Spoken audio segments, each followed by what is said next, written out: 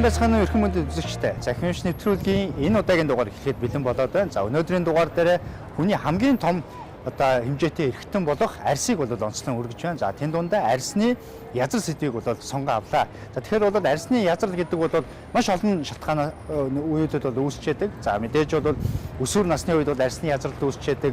За жин огцом нэмэх, жин огцом хасах үед дээрээс нь жирэмсний үед арьсны язралтууд үүсдэг. За тэгэхээр өнөөдрийн дугаар жирэмсний арьсны язралтыг илүү тодтогхон та бүхэнд эрүүл мэндийн нэвтрүүлгээ хүргэж байна. Тэгэхээр өнөөдрийн дугаарыг та хүлээн авч үзснээрээ жирэмсний язралаас хэрхэн яаж сэргийлэх вэ? Хэрвээ язрал өгсөн байгаа бол эмчилгээний орчин үеийн шинэ арга техник ямар арга техник нэвтрээд байгаа талаар эрүүл мэндийн нэвтрүүлгээ бэлтгэн өргөлээ. Ингээд Цахим Эмч нэвтрүүлгээ хүлээн авч үзсэн үү?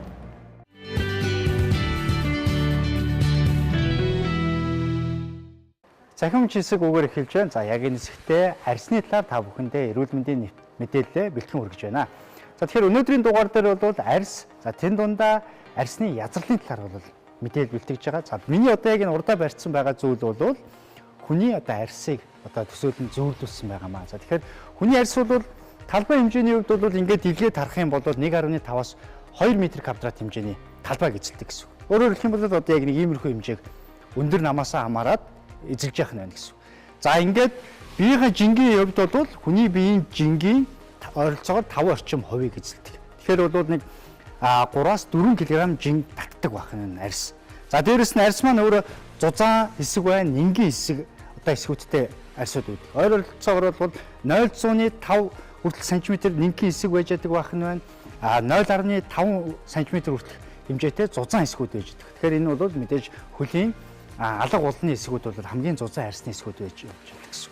За ингээд товчхондоо арьс гэдэг агшид сунамтгай дээрээс нь ийм бүтцтэй хүний биеийн хамгийн том эрхтэн байх нэ гэсэн. Ингээд харах юм бол сундаг гэсэн үг. За тэгэхээр өнөөдрийн та бүхэндээ бэлтгэж байгаа зүйл дээр язралыг ойлгохын тулд таад маань арьсны бүтцийг бас та бүхэндээ мэдээлэл өгье. За тэгэхээр энэ арьс маань өөрөө үндсэндээ 3 давхаргаас тогтдог гэж үздэг. Хамгийн дээдлийн энэ дээр эпидермис гэж байгаа давхарга бол өнгөн өрсний давхарга. За тэгэхээр энэ зурган дээр харагдаж байна. Өнгөн өрсний давхарга юуг илтгэдэг вэ гэхээр бидний хар арьстай байх уу, шар арьстай байх уу, бор арьстай байх уу гэдгийг илтгэж өгч яадаг меланоцит гэдэг эс энэ өнгөн өрсөн дээр агуулж яадаг. Тэгэхээр энэ өнгөн өрсний хэсэг бол гуйжж яадаг ийм учир эсээс бүрдсэн арьс юм байна. Тэгэхээр хүний арьс гуйжж яадаг, өнгөлөг байх нь ерөөсөө энэ өнгөн өрстэй шууд холбоотой гэсэн. Арьс харлах, борлох, наран түлэгдэхэд арьс өөрчлөлт нь өнгөн өөрчлөлтөд ордог нь энэ өнгөн өрс буюу энэ эпидермис давхаргатай шууд холбоотой гэсэн. За дараагийн давхарга бол жинхэнэ арьс буюу дермис гэж давхарга байж байгаа. Энэ дээр харагдаж байна.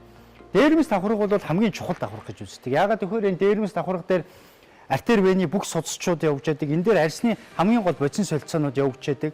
За дээрэс нь арьсыг уян хатан байлгаж чаддаг эластин коллаген гэдэг ширхэг бол энэ хэсэгт байж яадаг гэсэн. Тэгэхээр сая энэгээр зөвлөх юм бол арьс маань ингээд сунамтгай уян хатан чанарыг байлгаж ядг нь энэ коллаген гэдэг ширхэгтэй шууд холбоотой гэсэн. За тэгэхээр энэ коллаген ширхэг маань энэ дермис давхарга дээр агуулж яддаг гэсэн үг. Тэгэхээр хүний арьс үрчих, хөгшрөх, за арьс толгор байх нь энэ дермис давхаргын энэ коллаген ширхэггүйтэй, эластин ширхэггүйтэй холбоотой гэсэн үг. За үүний дараагаар мэдээж арьсанд орох өөхөн давхарга гэж байдаг. Энэ үндсэн ингээд үзэх юм бол 3 давхаргатай гэж ер нь ойлгож болно гэсэн. За тэгэхээр энэ дээр харагдаж байна. Коллаген ширхэг байна, эластин ширхгүүд байна гэсэн. За тэгэхээр өнөөдрийн та бүхэн танилцуулах гэдэг язрал гэдэг зүйл маань аль хэсэгт нь явагддаг вэ гэдгийг та бүхэнд харуулъя. За энэ эхний зураг энгийн эрүүл арьсны бүтцийг харуулсан байна. За эпидермис давхарга нь яаж вэ?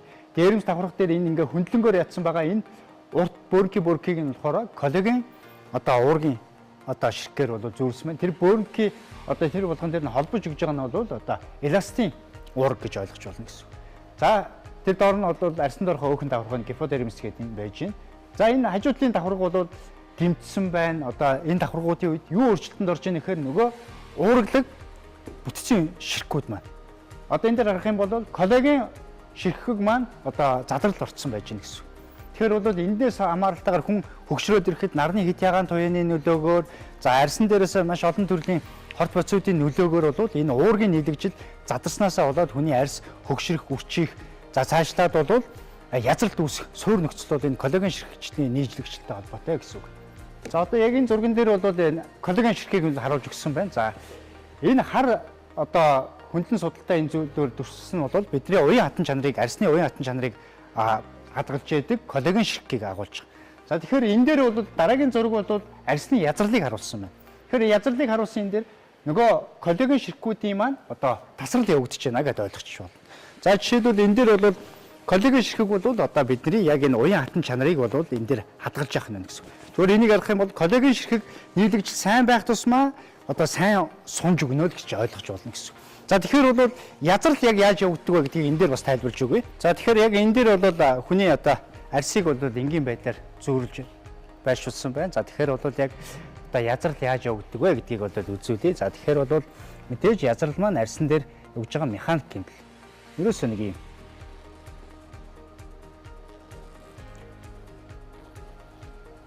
Энэ бол язрал гэдэг бол ерөөсөө механик гэмтэл буюу энэний цаана байж байгаа арьсны уян хатан чанар яг үзэгчдэг коллаген ширхгүүд тасраад одоо хоорондоо ингэж одоо механикаар урагдж байгаа гэсэн зүйлийг хэлж байгаа гэсэн.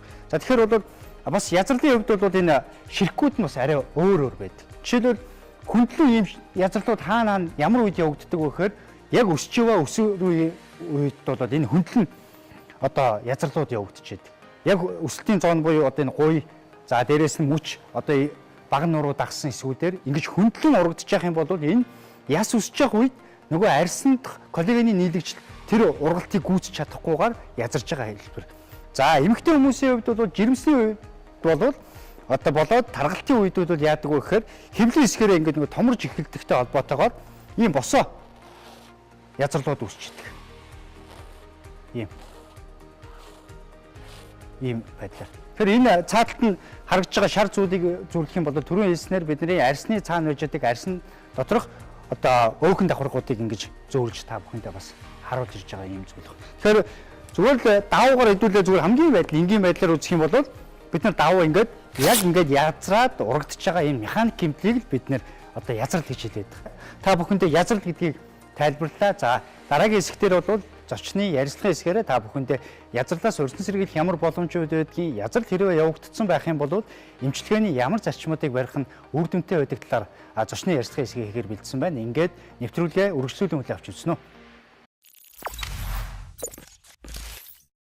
Цахим Эмч нэвтрүүлгийн ярилцлагын хэсэг үгээр эхэлж байна. За ярилцлагын зочноор маань анагаах ухааны доктор, клиникийн профессор, арьс гооцлын их эмч, алтан зул эмч болоод хүрэлцэн ирсэн байна. За тэгэхээр алтан зул эмчтэй энэ өдрийн мэнд хүргье.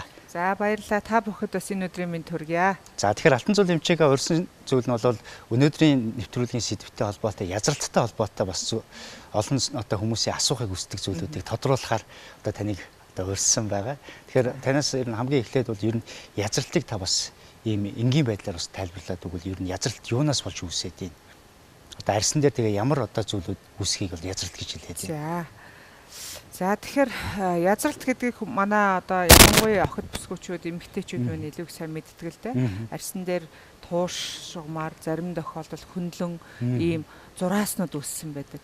Тийм ээ. Тэгэхээр энэ маань арьсны холбох эдэн ширхэх нь арьсны тэр одоо ургалт гэдэг юм, үсэлт гэдэг юм томролт энэ нөгөө салж байгаа энэ процессын дээр нийцэхгүй байгаагаасаа болоод арьсны энэ холбох эдэн ширхгүүд нь хоорондоо одоо салаад тийм ээ хооронд нь юм жижиг нэг юм зай үсцэн байхыг хэлж байгаа юм. За энэ мэдээч хэрэг сална холбох эдэн ширхгүүд сална гэдэг чинь нэг төрлийн одоо арьсан доторх явж байгаа урагдал гэсэн үг шүү дээ. Тэгэхээр тэрнийхэн оронд нь болохоор мэдээч хэрэг одоо сорвжил үсэж байгаа гэсэн.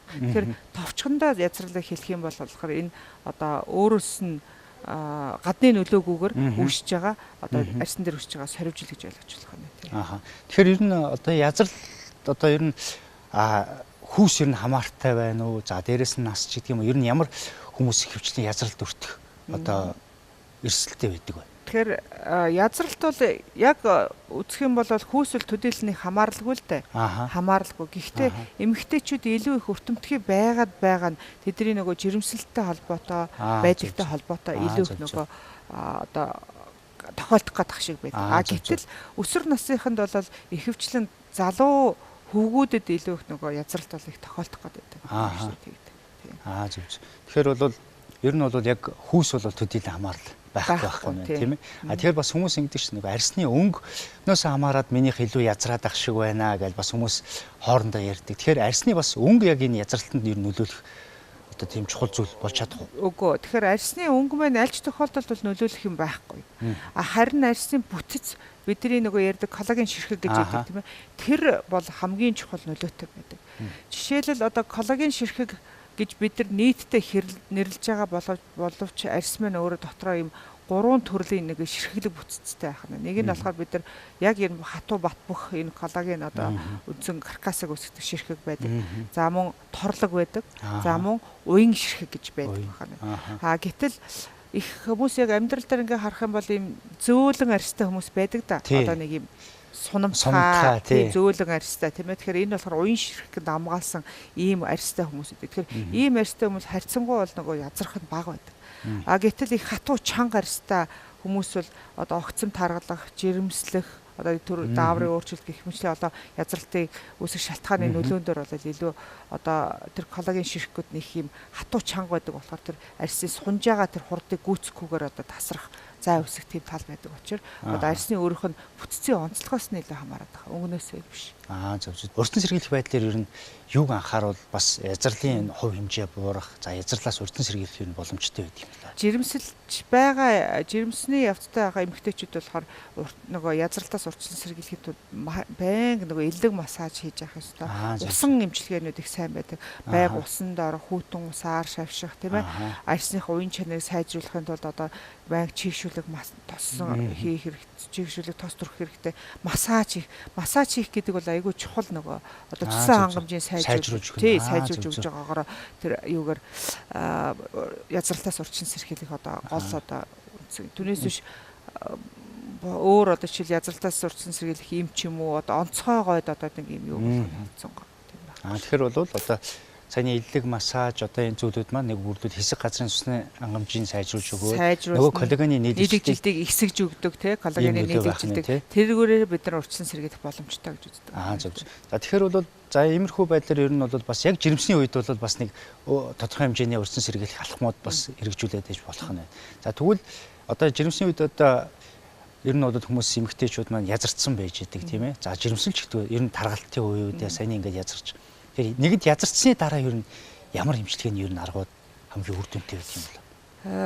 Манайхад нөгөө урьдчилан сэргийлэх гэдэг юм айгүй хаяад байдаг болохоор одоо дараах одоо тохиолдлууд бол илүү элбэг байдаг л да нөгөө одоо таргалсны дараа жимсэн басны дараах язралт байдаг. Энийг яах вэ гэд мэдээж хэрэг.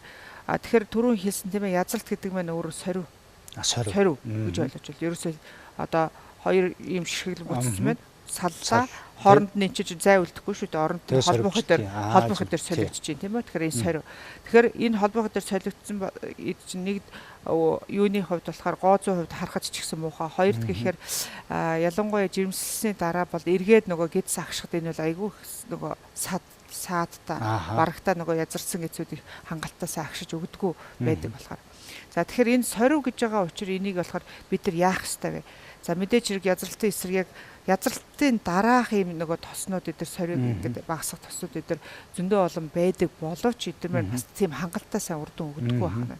Хамгийн одоо нөгөө сорийг арилгах боломжтой дарга болохоор ер нь бол лазер юм байна. Лазер эмчилгээ. Тэгэхээр лазер эмчилгээ болохоор яг зарчмын хувьд бол энэ яаж байгаа вэ гэдэг. Яг мэдээж лазер гэхэр хүмүүс нэг төрлийн юм байг гэж ойлгож болохгүй л лазер маш олон төрлийн юм байна. Яг энд болохоор нөгөө сорив болны язралтын лазер гэж тусдаа байх нь тийм. Тэгэхээр энэ лазер маань болохоор арьсны гүн рүү нэвтэрж ороод тийм ээ арьсны гүн рүү нэвтээд тэнцээ байгаа тэр сорвны эдийг бүгдийг одоо нэг төрлөөр хайлуулчихж байгаа гэсэн. Зөв. Одоо тийм ээ ингээд олон нөхшил одоо лазерын туяагаар нөх үсгэж ингэж сорвны эдийг хайлуулчихж байгаа. Тэгэхээр тэр хайлуулсан зайгаараа ирүүл нөгөө нэг одоо коллаген ургах нь шүү дээ. Тэгж багасах байдлаар. Гэхдээ сорвинд зориулсан одоо энэ язралтанд зориулсан лазерууд маань болохоор харьцангуй нөгөө давтамж олонд орох шаардлагатай байдаг. Ер нь бол олон удаа орох. Язралт маань шин байх тусмаа ийм юу байдаг. Хүрэн өнгөтэй, улаан хүрэн өнгөтэй байдаг тийм ээ. Тэгээд олон 6 сар жил 2 жил болохоор нөгөө язралт байна өөрөө өнгө нь болохоор юу яаж эхэлдэг цайрж эхэлдэг өнгө цайвар болоод зарим тохиолдолд бас бүрч яг ингээд харагдахгүй мэддэхгүй өнгийн ердөөсөөс мэддэхгүй болох талтай. Тэгэхээр яг лазер эмчилгээ яг энэ их үеийн улаан хүрэн байгаа энэ үед илүү үр дүнтэй байна уу? Эсвэл жоох удаад ирэхээр яг нэг холбогчид нь бүр илүү ургаад цайраад шаргал болцсон энэ үед нь илүү үр дүнтэй байдаг. Яг бүр нөгөө нэг дөнгөж төрсний дараах тийм ээ одоо жишээлбэл бид хоёул төрсний дараах дээр л ярил л да. Тэгэхээр төрсний дараах дөрөнгөтэй жишээлбэл 3 сартаа ч юм уу болонготой 4 сартаа алангуудад за язралтай арилгая гэдэг ийм юу бол лазер эмчилгээ хийж болохгүй. Яг л би организм болохоор энд бол нэг одоо хэвийн хэмжээнд арах бас болоогүй байгаа. Дааврын өөрчлөлт явагдаж байгаа эсвэл тийм ээ. Тийм болохоор яг жирэмсний дараах язралтын үед болохоор бид нар нөгөө ер нь бол төрсөөс хойш жилийн дараагаас хийж эхэлдэг байна. За жил болоод ирэхээр бол язралтын өнгө маань харьцангуй одоо жоохон бүдгшиж ирж байгаа. Тэр яг нөгөө яг өнгнөөсөө илүү бид нар хугацааг их хараад байдаг. Дээрэс нь тухайн бие организмд явагдаж байгаа одоо дааврын болоод одоо бодис сэлцэний өөрчлөлт нь хизээ хэвийн байдалд орж болох нь гэдгийг харж байгаа. Жишээлбэл ихэд их тийм шин язралтан дээр лазер хийх те даавар нь өөрчлөлтөд явж байгаа тохиолдолд хийх юм бол одоо илүү ихтер агшилт үүсэх боловч өнгө нэг харлах ч юм уу тийм одоо ингээд мөсөө өсөх ч юм уу ийм бас хөндөрлөд гарах боломжтой байдаг болохоор энийг бол заавал нөгөө эмчилэгч эмчмэн өөрөө одоо хянж үзээд одоо энэ юун дээр бол хийх боломжтой үгүйгээ шийддэг байна. За тэгэхээр бол ямар ч юм бас манай үзэгчнэд ер нь бол бас энэ язралтай холбоотой сонирхолтой мэдээлэл өргөлээ. За дээрэс нь орчин үеийн бас яг энэ одоо эмчилгээний арга техникүүдийн талаар бас мэдээлэл өргөсөн алтан цулагчтай баярлалаа. Ингээд таны бас ажил хөдөлмөрт өндрөөс өндөр амжилт хүсье. За баярлалаа. Та бүхний ажилд бас амжилт хүсье. За баярлалаа. Ингээд Цахим Эмч нэвтрүүлгийн ярилцлагын хэсэг үгээр өндөрлж байна. Нэвтрүүлгээ та бүхэн бүдэн авч үзнэ үү?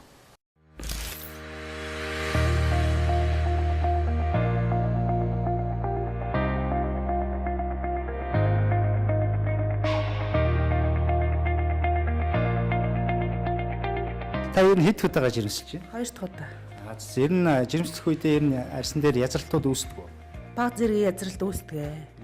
Тэгэхээр яг жирэмсэлж байгаа энэ үедээ ер нь язралтаас урьдчилан сэргийлэх байдлаар ер нь ямар одоо аргуудыг хэрэгжилж байна? Урьдчилан сэргийлэх ямар ч хэлсэн захтанхаа нам айжж болохгүй тэгээд өөхөн тос сэргийлнэ, биеийн тос сэргийлнэ тийм л арга хэмжээ авч байна да.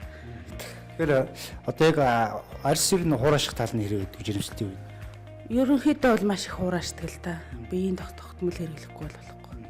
Арьсыг шийгшүүлэх талаас одоо тосноос гадна өөр ямар нэгэн байдлаар дарга юм хэрэгэлдэг үү? Үгүй хэрэгэлдэг. За тэгээ ер нь одоо язралтын үед одоо яг эхний жирэмсэлтээрээ хэр язарч байв, одоо хоёр дахь жирэмсэлтээрээ ер нь язралт нь хэр байна? За эхнийх дээрээ язарсан, хоёр дахь дээрээ гайгүй байна. Хоёр дахь дээр бол арай дуршлагтай ер нь. Тий, дуршлагтай байгаад байгаа. Анх хяналтанд орсноос хойш 11 жил нэмсэн. Язралт бол баг хамгийн анх төрөхөд бол үүссэн язралт дээр бол ер нь баг зэрэг л нэмэгдсэн. Би нөгөө Монгол сүүлийн тосол хэрэглэсэн шүү. Гэхдээ байнга биш ганц 2 удаа л хэрэглэж байсан. Энэс тийм өөр бүтээгдэхүүн бол хэрэглэж байгаагүй. Жирэмсэн эмэгтэйчүүд тохиолддог арьсны язралт гэдэг нь болохоор 3 хүчин зүйлээс үүдэлтэй үүсдэг байгаа. Үүнд нь болохоор арьсны чигшил, биеийн жингийн нэмэгдэл буюу тархалалт, мөн удамшил нөлөөлдөг. За нэгдүгээрт биеийн жингийн илүүдэл буюу тархалалт нь арьс хит их нэмгэрч сонснаас үүдэлтэйгээр арьс язардаг байгаа. Хоёрт арьсны чигшил алдагддаг. Арьс их хит их хур арьстай хүмүүс бол мөн язралт их тохиолдно. Гуравт нь удамшил. Тэр хүний арьсны онцлогоос хамаарат тэр хүн удамж язардаг бол дараагийн төрөлтөнд бас язрах магадaltaй байдаг.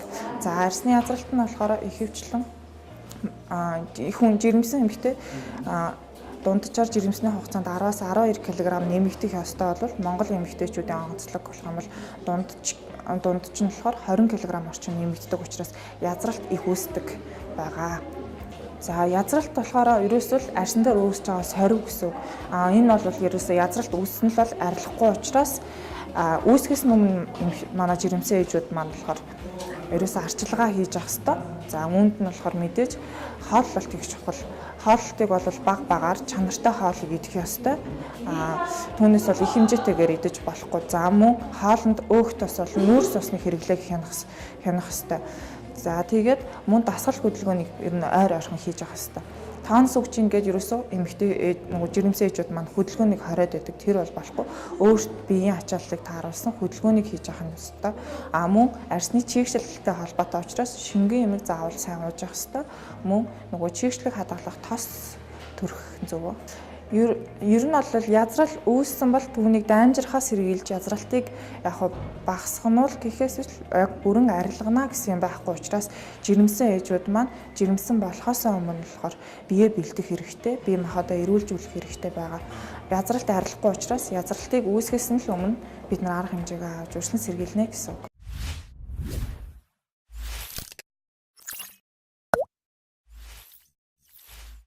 Эрүүл амьдрал хэсэг өгөр эхэлж байна. За энэ хэсгийн маань зочин нэгэн одоо эмэгтэй урьж ирсэн байгаа. За Минжима байгаа. За тэгэхээр Минжимада энэ өдрийн мэндийг хүргье. За энэ өдрийн мэндийг хүргье танд. За тэгэхээр Минжимагийн хувьд бол бас их онцлогтой. Өнөөдрийн бидний сэдвтэй холбоотой жирэмсний үед бол язралтай холбоотой сэдвээр хүргэж байгаа. Тэгэхээр Минжимагийн хувьд бол хоёр дахь удаага жирэмсэж байгаа тийм ээ. Тэгэхээр хоёулын дээр нь бас язралгүйгээр жирэмсэж чадж байгаа юм бас эмэгтэй байгаа. Тэгэхээр энэ Минжимагийнхаа бас туршлагаас нь хэдүүлээ бас хуваалцах гад энэ хэсгтэрээ бас урьдсан байгаа. За тэгэхээр Минжимаа ер нь хоёр жирэмслэгтэй ер нь бол хэд хэдэн жилийн зайтай жирэмслүү? Одоо ойрхон жилийн зайтай л байна. За. Анхныхаа түрүү 17 оноо 5 сар турсан. Одоо бол өнөө маргаашгүй төрхөө үлээ гэдэг байж байна. За дэрсгийн хоёр. Тэгээ дэрсгийн хоёр хүүхэдтэй болж байгаа. За ямар ч сан баяр хүргэе. Тэгэхээр ер нь анх жирэмслээд эхний жирэмслэлээр ер нь жин хэд байж байгаад хэд рүү ер нь өсчихв. Эхнийх дээр бол нэлээд жин нэмсэн 51-ээс 78 болсон. Нэлээд жин нэмсэн тийм. Нэлээд жин нэмсэн. За хоёр дахь дээр одоо. Хоёр дахь дээр одоо 61-ээс 69. Харьцангуй бас гайгүй. Харьцангуй 8 кг. Тэгээ эхнийхээ жингийнхээ хасаагүй тэгээ хоёр дахьтаа. Гэтэ хоёр дахь дээр бол гайгүй. Тэгэхээр өнөөдрийн нэвтрүүлгийн яг энэ хэсгээр бол Минжимагаа онцолж байгаа. Ягаад гэвэл жирэмслээд нэлээд сая бол эхнийх дээр 51-ээс 70 гарна гэдэг бол нэлээх огцом одоо жин нэмж байгаа. Тэгээ энэ үед одоо язрахгүйгээр жирэмсэлж чадсан бас нэг технологийн өөрөө шалтгаалсан бас зүйлүүд бол байгаад байгаа бах тийм ээ.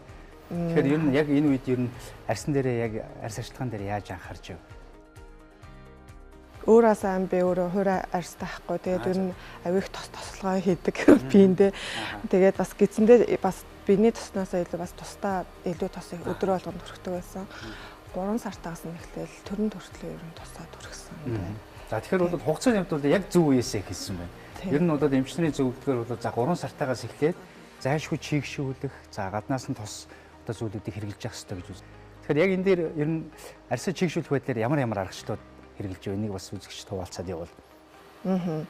Ер нь бол биений тос төрөгчөнд орой болгоно дандаа нөгөө гидсэндээ тусдаа тасчихсан тэрийг өрсөн тэрийг би ойл гэж тос төрчихсэн.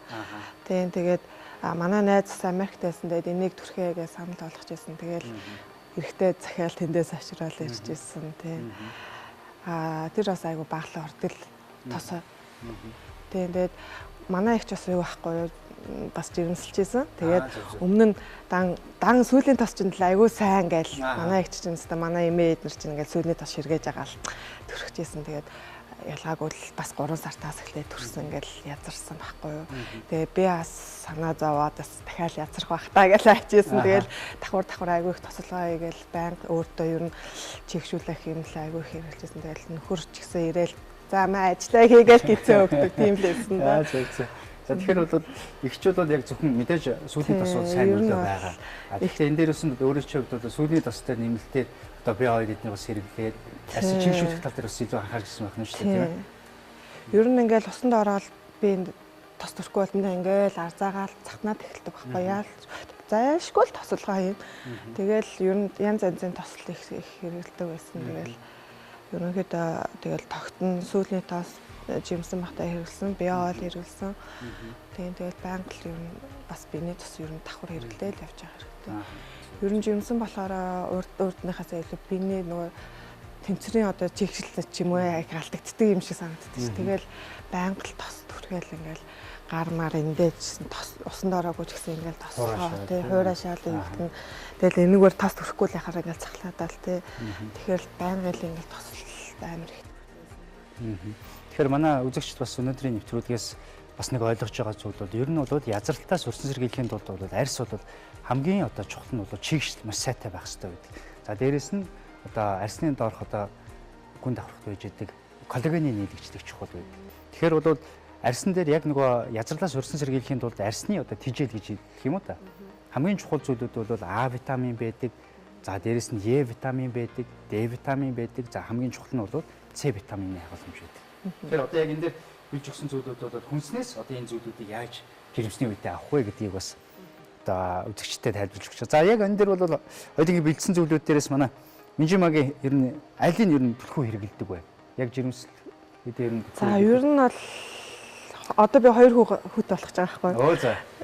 Ийм цитрусын төрлийн жимсэн. Мандрин дээрэг бол үнэ хашрандөө.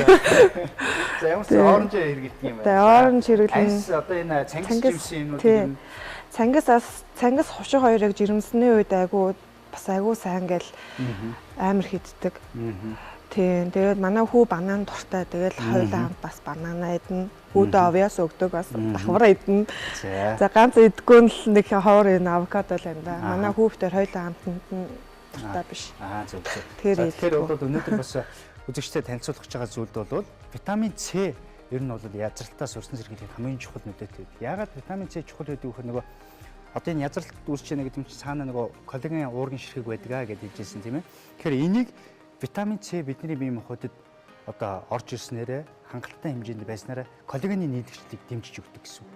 Дотроосоо дэмжих гээд байна шүү дээ. Тэгээд судалгаануудыг харж байхад за тосыг бол одоо энэ А, Е витаминуудыг бол гаднаасаа өгөхөд бол нөлөөтэй байдаг бол витамин С-г бол гаднаас одоо өгөөд бол ямар нэгэн нөлөө байхгүй гол нь дотроосоо авч явах хэрэгтэй гэж үздэг. За тэгэхээр яг энэ цитрусын төрлөөдөд бол одоо витамин С-гийн агуулмж өндөртэй. Манай үзэгчид бас их эсэгдэн гашуун энэ төрлөөдөд бол ерөөсөө витамин С-гийн агуулмж өндөртэй байдаг. Тэгэхээр манай Минжимагийн хувьд бол лимон бол амар шүү. Витамин С-г бол хүнсээс бас сайн аваад байсан. Дотроосоо бас нөлөө байсан байх талтай байсан.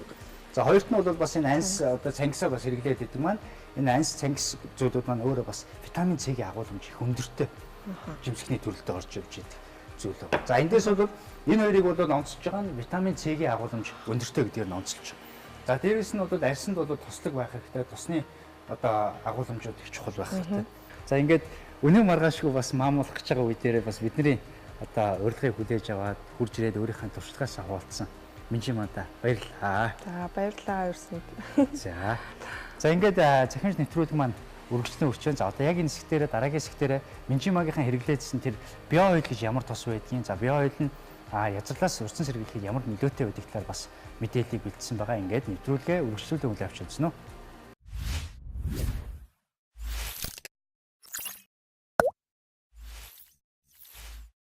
Эрүүл амьдралын хэсэг маань үргэлжлэн өрчөөн. За энэ хэсгтэр бол альва өвчнөөс эмгэгээс урьдчилан сэргийлэх арга замуудыг бол тайлбарж өгөхийг бол хичээдэг. За түрүүний оролцогч маань бол одоо био ойлыг бол хэрэглэснээрээ бас язралтаас урьдчилан сэргийлжсэн гэдгийг бол хэлжсэн. За тэгэхээр яг энэ хэсэгтээ түрүүний хэлээдсэн био ойл гэж ямар тос байгаад байна? Гаднаас урд нь тэр захиж авчруулад идэх тос маань одоо монголчуудад одоо хэрэглээнд нэвтэрсэн байна. Тэгэхээр энэ талаар бол мэдээлэл өгөхөөр Mongolia Star Distribution компани брэнд менежер одоо Бадамзол хүрэлцэн ирсэн байна. Танд энэ өдрийн мэнд хүргэе.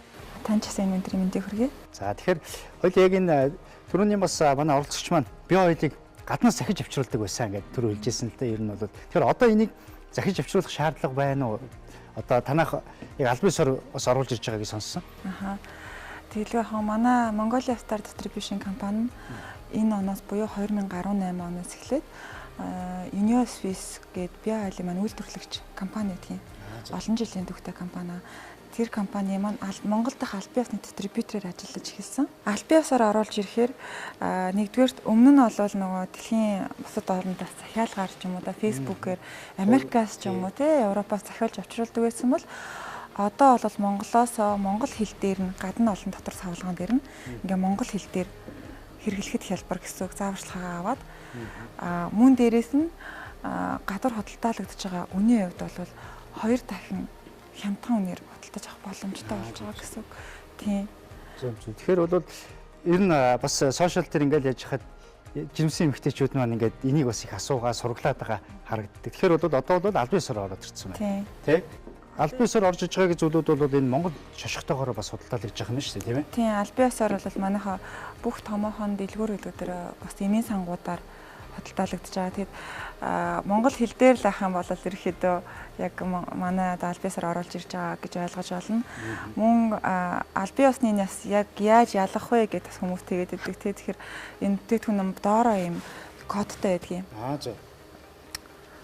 Маш олон оронтой тийм. Энэ байна тийм ээ. Баркодныхын доор. Баркодны доор байгаа кодыг манай хаяг руу илгээхэд бид нар зургийг аваад илгээхэд бид нар шалгаад одоо яг оригинал байна уу, хулих байна уу гэдгийг шалгаад өгөх боломжтой. Тэгэхээр ямар хаяг руу холбогдох боломж өгдөг? Манай гоо мэдрэмжийн Facebook хаяг байгаа. За энэгээр холбогдоод сошиалаар холбогдоод. Сошиалаар холбогдоод бид нар шалгаад зургийг эргүүлээд аваад явуулдаг гэсэн. За тэгэхээр бол дэлхийд бол энэ био ойл бол маш олон орнуудад одоо хэрэглэдэг тийм ээ. Тэгэхээр ер нь дэлхийн хэдэн орнд ер нь био ойлыг ер нь хэрэгжилж байна? Дэлхийн одоогийн байдлаар 130 орнд судалдаалагдж байгаа. Дээрээс нь дэлхийн дандаа одоо өндөр хөгжилтэй Австрал, Америк, Англи, Малайз зэрэг орнуудад борлуулалтаараа номер 1 язралтын эсрэг тос гэж явдаг. За тэгэхээр энэ нэрнээс эхлээд био гэдэг байгаа шүү дээ, тийм ээ. Био ойл гэдгийн нэрнээс одоо агуулмж нь одоо яг ямар одоо орц найрлагатай болохоор одоо био ойл гэж бас нэрлсэн юм бол ер нь энэ тосыг яаж гаргаж авдаг юм бол? За. Био ойл тос маань өөрөө ургамлаас гаргаж авдаг байгаа. Ургамлын хамттай гэсэн үг. Розмари, календула гэх мэтчлэн ургамлаас гаргаж авдаг. Тэгэхээр ургамлын орц найрлагуудаас учраас байгалийн учраас био ойл гэдэг нэртэй байдаг юм. Тэгэхээр бас яг энэ зөрчил маань харж байгаа энэ дээр сорив язралын одоо клиникийн номер 1 шийдэл гэдэг гэж байна. Тэгэхээр түрүүн хэлжсэн за одоо ямар одоо чанар стандартын зүйлүүдийг одоо гэрчлэгээд ч гэдэг юм авсан юмнууд байдаг юм бол. За. Тэгэлгүй яг дэлхийн өндөр хөгжилтэй орнууд ялангуяа бас Европын орнууд маань өөрсдөө хүнсний болон гоо сайхны бүтээгдэхүүндээ маш их өндөр шаардлага тавьдаг. Бүгднгийн клиникийн туршилтаар судалгаагаар судалж иж худалдаанд гаргадаг байгаа. Сертификатыг авдаг байгаа. Био ойл маань өөрөө Европын холбооны улсад гэхэд л Европын холбооны парламент болон гоо сайхны бүтээгдэхүүний холбооноос нь одоо бүх туршилтын даваад хүний биед аюулгүй үр дүнтэй бүтээгдэхүүн гэсэн сертификаттай байгаа.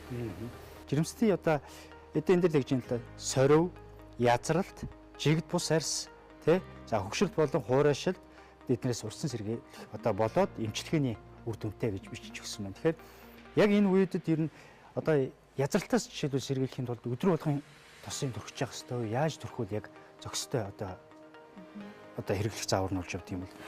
Био ойл маань өөрөө айгүй олон төрлийн үйлчлэгээтэй саяны таны намдрын бичлэн байгаа шиг язралт, сорив, хөгшрөлт гэх мэтчлэн. Тэгэхээр язралтаас сэргийлэхэд бол бүх л тохиолдолд ер нь өдөрт 2 удаа массажлаад тухайн хэсэгтээ юм эсвэл өөр яг хэрэглэхийг хүссэн газартаа өдөрт 2 удаа дор хаяж 3 сар хэрэглэсний дараа үр дүн гардаг байгаа. Тэгэхээр бас ингэдэм л да нөгөө үзэгчд маань нас бодож иж магадгүй 3 сарын турш заримдаа хүмүүс манайхан ч бас тэгжээд 1 сар хэрэглээд ч юм уу 7 хоног хэрэглээд болоод за үр дүн гарахгүй байна ч юм уу да тий. Энэ бол дор хаяж одоо уугахгүй 3 сар хэрэглэсний дараа үр дүн гарна. Мөн язралсны дараа биш язралтаас урьдчилан сэргийлнэ гэсэн үг. Заавал язарчаа тэрийгэ бүдгэрүүлэх биш. Жирэмслэл 4 сартаагаас эхлээл хэрэглээд явчихад язралт үүсэхгүй л гэж ойлгож байна.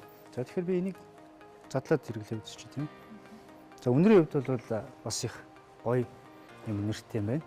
Одоо яг нэг ургамлын тэр юу гэдэг вэ? За би энийг бол жишээлбэл ганцхан язралтахгүй хүн ер нь арьсаа эрүүл байлгыг гэж бодох юм бол эрэгтэй эмэгтэйгүй хэрэглэж болох нь шүү дээ тийм ээ. Хүмүүс ерөөхдөө бага 40-оос дээш насндаа биендээ хэрэглэж эхэлдэг гэдэг судалгаа гэдэг юм билээ. Хөгшрөлтөө сэргийлдэг учраас арьсаа унжуулахгүй тий хуур ашиглахгүй гэдэг үднээсээ. Тэгэхээр ер нь хүний бас нөгөө гарын арьс бас хамгийн эрт хөгшөрдөг шүү дээ тийм ээ. Нөгөө байнгын ажил ятдаг болохоор. За ингээд ямар ч юм явахад бол их хурдан шингэждэг юм байна. Одоо ургамлын гаралтай тоснууд маань өөрсдөө ерөөдөө шингэлт удаан байдаг тийм сул тал тийм. Био ойл маань пюрселийн ойл гээд найрлага орсон байгаа. Тэр нь өөрөө шингэцийг маш хурдсгаж өгдөг гэсэн үг. Савлгааны хувьд болохоор 4 өөр төрлийн савлгаатай боловч доторх орсны арилга нь яг адилхан гэсэн. Одоо шилбэл биеинд төрөх гэж байгаа бол их хэмжээний хэсэгтээ төрөх гэж байгаа бол арай том савлгаатайг нь аваад тэгээ өөртөө тааруулаад авах боломжтой. Нүүрэндээ бол одоо 60 мг-тайг ч юм уу дээр нүүрэндээ нөсөө толбондоо төрөх гэж бол өөрийнхөө хэрэглэн тохируулаад авах боломжтой. Өнөрийн хувьд бол надад бол таалагдлаа их гоё одоо тийм ургамлын гоё зөөлөн тийм одоо бас өнөр байдаг юм байна. За тэгээд манай бас яг энэ био ойлыг за ер нь жирэмснээс хамгаалах одоо жирэмсний одоо язралтаас урьдчилан сэргийлэхийн хувьд бол энэ тоснуудыг 3 сартаагаас эхэлж зайлшгүй хэрэглэхийг бол эмчнэр зөвлөдөг. Тэгэхээр яг одоо бас үзэгчд маань бол хэрвээ язралтаас урьдчилан сэргийлье гэж бодож байгаа бол жирэмснийхаа одоо 3 сартаагаас өдөр болгон өдөрт одоо оройдоо усанд орсныхаа дараа өдөрт зайлшгүй одоо энэ тосыг хэрэглээ. За түрүүний өмнөх хэсэгтээ танилцуулсан хоолтууд дээр маш сайн анхаарч өгөөд арьсаа чийгшлийн сайн дэмжиж өгөөд ингээ явах юм бол жирэмсний үеийн язралтаас бол урьдчилан сэргийлж болно гэдгийг нь бол одоо би одоо өөрийнхөө одоо санаанаас биш энэ бол клиникийн судалгаагаар батлагдсан юм бас бүтээгдэхүүн байгаад байгаа. Тэгэхээр бас яг өнөөдөр энийг үзэж байгаа бас эмэгтэйчүүд маань бас био ойлыг бас хэрэглээсэй гэж бас хүсэж байна. За ингээд бол яг албан ёсны эрхтэйгээр нь бас оруулж ирээд за эмэгтэйчүүд за ер нь бол арьс арчилгаа тал дээр бол одоо ургамлын гартын бүтээгдэхүүнийг оруулж ирж байгаа танай хамт олонд баярлалаа. Нэвтрүүлэгт орж оролцуулсанд баярлалаа. За эрүүл амьдралын хэсгээрээ та бүхэндээ жирэмсний язралтаас урьдчилан сэргийлэх одоо зөвлөмжүүдийг хүргэлээ. Тэн дээр бас био ойлыг бас онцлон та бүхэндээ танилцууллаа. За тэгэхээр бол жирэмсний үед бол хэрвээ урьдчилан сэргийлж чадаагүйгээсээ болоод язралт үүссэн бол ямар эмчилгээний зарчмууд байдаг талаар дараагийн хэсэгтээ та бүхэндээ танилцуулахаар сурвалжлага бэлдсэн байгаа. Ингээд нэвтрүүлгээ үргэлжлүүлэн авч явсан уу?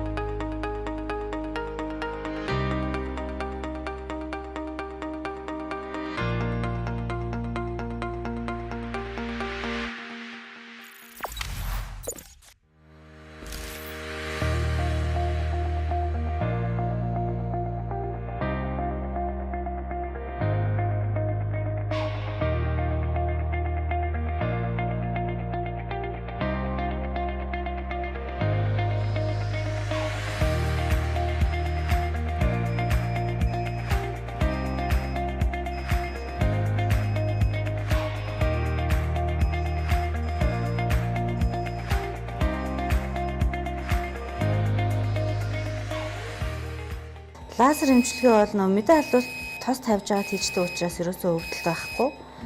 Дараа нь баг зэргийн хорсолт байдаг лазер хийц учраас. Гэхдээ нөгөө хорсолт үүсвэл өвчин амдах юм уугаад дарчиж болно. Ер нь бол лазер эмчилгээг аль ч тохиолдолд 1 сараас 45 хоногийн зайтай явдیں۔ Тэрнээс хэтэрхий ойрхон явж болохгүй. Сорвин дээр бол арай өөр тавтамжтай. Юун дээр язралтан дээр болохоор нэг сарын зайтай л хамгийн багадаа нэг 2-оос 3 удаа л орно. Бүхэл төрлийн хэсэгт хийж болно. Лазер эмчилгээний ерөнхий одоо энгийнээр хэлэхэд тухайн хэсэг газрын арьсыг агшаах зорилготой хийгдэж байгаа. Тэгэхээр одоо нүүрний сорвжилтууд, батхнаас үүссэн сорвжилтууд, ерөнхий нүүрний унжилтууд, хүзүүний унжилт, нүдний зохины унжилтууд гэдэг шүү дээ, тий. Тэгэхээр тийм юмнууд дээр хүртэл хийгээд ерөнхий арьсыг агшаад өгөхлөр айгүй гоё. Арьс агшаад тийм болчихдог. Мистаслын сорвин дээр бас нэлээд үр дүнтэй. Нөгөө дээшээ овгор сорвийг багасгаж өгнө. Тэгээд татагдаад идэгчдэг штэ сорвин маань. Тэгэхээр тэр байдлыг аягүй сайн засаж өгдөн. Тэгээд мистаслын сорвиос гадна бас нөгөө төлөгдөлтийн сорвин дээр маш үр дүнтэй.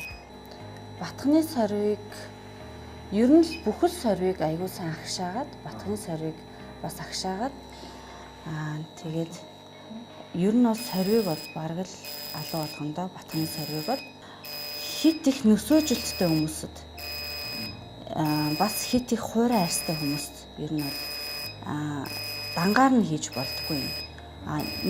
Бүр нөгөө хориглоно гэж байхгүй. Гэхдээ нөгөө дангаар нь хит нөгөө дангаар нь хийчихэд их хуурайшуулаад тэгээ нөгөө сайн хамгаалахгүй нөсөөжих аюултай байдаг учраас дараах зүйлгээс чухал байдаг. Сорвинд язралтыг бид нар нөгөө ярьсан тийм ээ, энэ болохоор сорвины нэг хэлбэр юм аа гэдгсэн тийм ээ. Тэгэхээр энд нөлөөлдөг одоо лазер болохоор эрбум лазер, CO2 лазер буюу хоёулаа хийн лазерууд байдаг тийм ээ. Хийн лазеруудыг өргөнөлдөг хамгийн хүчтэй, маш өндөр хамгийн хүчтэй, өндөр энергитэй, хамгийн урт долгионы урттай лазер бид нар CO2 лазер, хийн лазер гэж үздэг тийм ээ. CO2 лазер. Тэгэхээр яг нөгөө язралт болоод сорвинд болохоор CO2 лазерыг өргөн хэрэглэдэг байна. За тэгэхээр CO2 лазер маань өөрөө яаж үйлчлэх юм бэ гэж хүмүүс гоо. Тэгэхээр CO2 лазер маань өөрөө одоо энэ арьсан дээр макетн дээр үзүүлээ л да тийм ээ. Тэгэхээр арьсныг үн рүү ингэж нэвтэрж ороод арьсыг үндсэндээ нэг аблатив буюу нөгөө ингэж цоолох, нүхлэх үйлчлэгээ үзүүлж байдаг ингээд. За энэ маань лазер маань өөрөө бол ойлгоход маш өндөр градус шүү дээ. Өндөр температур. Тэгэхээр өндөр градусаар ингээд арьсыг ингээд ирэхэд арьсыг бол нэгэн төрлийн нүхлэх одоо гэмтэх төрлийн үйлчлэг үзүүлж. Энэ дээр одоо бүгдээр төсөөлөө энэ дээр одоо сорв байгаа гэдээ ойлгож. Тэгэхээр тэр сорвыг айгүй олон ингээд нүхлээд ингээд орхичхоор чинь тэр нүхэлсэн одоо үйлчлэгээнийхээ одоо нүхэлсэн газрынхаа оронд нь эрүүл шин одоо холбох хэдүүд ургаж ийн гэж ойлгох нь шүү дээ. Тэгэхээр ингэж нөгөө солигддог байх нь.